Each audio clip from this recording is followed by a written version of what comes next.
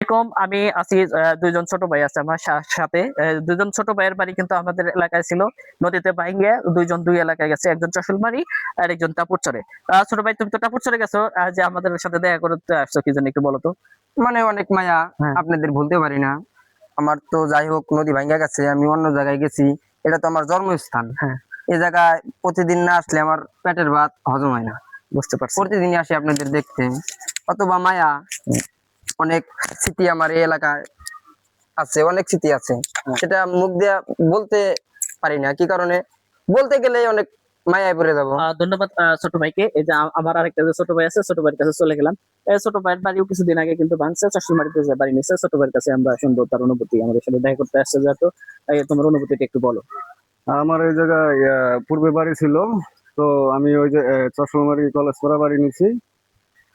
ওখানে চলাফেরা কিন্তু বাট এই জায়গায় অনেক স্মৃতি রয়ে গেছে, তো সেই জন্য আমি মাঝে মধ্যে আসি ভাই বেড়াদের সাথে দেখা করতে, নদীর অনুভূতিটা দেখি।